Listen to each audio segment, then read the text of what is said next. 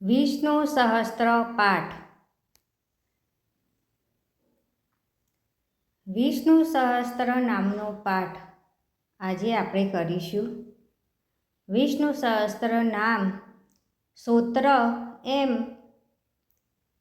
મહાભારતના અનુશાસન પર્વમાં ભીષ્મ પિતામહ દ્વારા યુધિષ્ઠિરને જણાવવામાં આવેલા ભગવાન વિષ્ણુના 1000 પવિત્ર નામો છે, જેનો પાઠ કરવાથી પાપનો નાશ, મોક્ષ પ્રાપ્તિ અને ભય મુક્તિ મળે છે.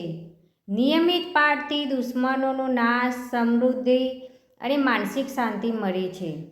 ખાસ કરીને તુલસી કે પીપળા પાસે બેસી પાઠ કરવાથી વિશેષ પુણ્ય મળે છે. ભક્તો, આજના આ વિડીયોમાં આપણે વિષ્ણુ સહસ્ત્ર નામનો પાઠ અને વિષ્ણુ ભગવાનના 51 નામનો જાપ કરીશું. તો પાઠ શરૂ કરતા પહેલાં કોમેન્ટની અંદર ઓમ નમો ભગવતે વાસુદેવાય અથવા તો જય શ્રી કૃષ્ણ લખવાનું ભૂલતા નહીં. હવે આપણે સાંભળીશું વિષ્ણુ સહસ્ત્ર નામનો પાઠ. વિષ્ણુ સહસ્ત્ર નામનો પાઠ આ રીતે છે. અંત વિનાના હજારો સ્વરૂપોવાળા હજારો ચરણ, મસ્તક, સાથર અને બાહુવાળા પરમાત્માને નમસ્કાર હો. હજારો નામવાળા અને 1000 કોટી યુગને ધારણ કરનાર એવા શાશ્વત બ્રહ્મ પુરુષને નમસ્કાર હો. જેની નાભીમાં કમળ છે એવા ભગવાન વિષ્ણુને નમસ્કાર હો. જન્મ શયન કરનાર શ્રી વિષ્ણુ ભગવાનને નમસ્કાર હો. હે કેશવ, હે અનંત, આપને નમસ્કાર હો. હે વાસુદેવ, આપને નમસ્કાર હો. હે વાસુદેવ, આપની વાસનાથી વ્યાપકતાથી ત્રણેય લોક વાસનાવાળા વ્યાપક થયા છે અને સર્વ પ્રાણી પદાર્થના આપ નિવાસ સ્થાનરૂપ એવા હે વાસુદેવ, આપને નમસ્કાર હો. બ્રહ્મ સ્વરૂપ અને ગૌ બ્રાહ્મણનું હિત કરનાર એવા દેવને નમસ્કાર હો. જગતનું હિત કરનાર શ્રી કૃષ્ણને નમસ્કાર હો. ગોવિંદ સ્વરૂપને નમસ્કાર હો. જેમ આકાશમાંથી પૃથ્વી પર પડેલું પાણી સમુદ્રમાં જાય છે, તેમ બધા દેવોને નમસ્કાર હો. ભગવાન કેશવ પ્રતિ જાય છે, જેમાં શ્રી હરિનું ભજન પૂજન થાય છે, એવા આ માર્ગ નિષ્કંટક છે અને શ્રી હરિના ભજન પૂજન વિનાના માર્ગને કુમાર્ગ જાણવો. બધા વેદો જાણવાથી જે પુણ્ય થાય છે અને સર્વ તીર્થયાત્રાથી જે ફળ મળે છે, તે સમગ્ર ફળદૃષ્ટોનો નાશ કરનાર શ્રી વિષ્ણુ ભગવાનની સ્તુતિ શ્રદ્ધાપૂર્વક કરવાથી મળે છે.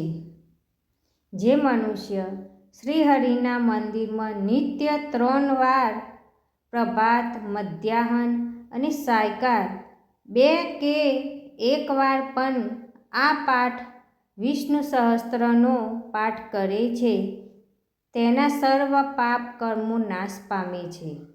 જે મનુષ્ય આ સ્તોત્ર પત્રનો પાઠ ભાવ ભક્તિથી કરે છે, તેના શત્રુઓ બળી જાય છે, તેના ઉપર સર્વ ગ્રહો શાંત રહે છે અને તેના સર્વ પાપ વિનાશ પામે છે. જેને શ્રદ્ધાપૂર્વક આ સ્તોત્રનું ધ્યાન કર્યું કે પાઠ કર્યા, તેને સર્વ દાન આપ્યા એમ સમજવું અને દેવોની રૂના પ્રકારની પૂજા કરી એમ સમજવું. ભગવાન વિષ્ણુ કહે છે, જે મનુષ્ય દરેક બારસના દિવસે મારી સમીપ આ સહસ્ત્ર નામનો પાઠ કરે છે, તેને આ લોક કે પરલોકમાં કોઈ પણ ઠેકાણે ભય રહેતો નથી અને તેના કરોડો કલ્પના પાપ ધીમે ધીમે બળી જાય છે. હે અર્જુન, જે મનુષ્ય પીપળાની પાસે કે તુલસીની પાસે બેસીને આ શ્રી વિષ્ણુ સહસ્ત્ર નામનો પાઠ કરે છે તે કરોડો ગાયોના દાનનું ફળ પામે છે. વળી જે મનુષ્ય નિત્ય શિવાલય અથવા તુલસીના વનમાં બેસીને નિત્ય શ્રી વિષ્ણુ સહસ્ત્ર નામનો પાઠ કરે છે તે મોક્ષ પામે છે. અને તેના બ્રહ્મ ઇત્યાદિ ઘોર પાપ હોય તો પણ તે સર્વનાશ પામે છે, એવું ચક્રધારી ભગવાનનું વચન છે. ઇતિ શ્રી જન્મ મહાભારત ભીમ યુધિષ્ઠિર સંવાદે શ્રી વિષ્ણુ દિવ્ય સહસ્ત્રના શ્રુતિ સંપૂર્ણમ.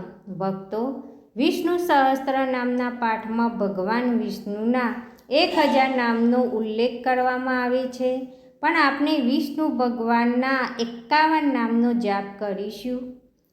વિષ્ણુ ભગવાનના 51 નામ: ઓમ વિષ્ણવે નમઃ, ઓમ ભૂતાત્મને નમઃ, ઓમ પરમાત્માને નમઃ, ઓમ પુરુષાય નમઃ, ઓમ અક્ષરાય નમઃ, ઓમ યોગાય નમઃ, ઓમ શ્રીમતે નમઃ, ઓમ કેશવાય નમઃ, ઓમ પુરુષોત્તમાય નમઃ, ઓમ શિવાય નમઃ, ઓમ સંભવાય નમઃ, ઓમ ભાવાત્માય નમઃ, ઓમ ઈશ્વરાય નમઃ, ઓમ પદ્મનાભાય નમઃ, ઓમ અમર પ્રભવે નમઃ, ઓમ શાશ્વતાય નમઃ, ઓમ કૃષ્ણાય નમઃ, ઓમ પવિત્રાય નમઃ, ઓમ પ્રાણદાય નમઃ, ઓમ પ્રાણાય નમઃ, ઓમ માધવાય નમઃ, ઓમ મધુસૂદનાય નમઃ,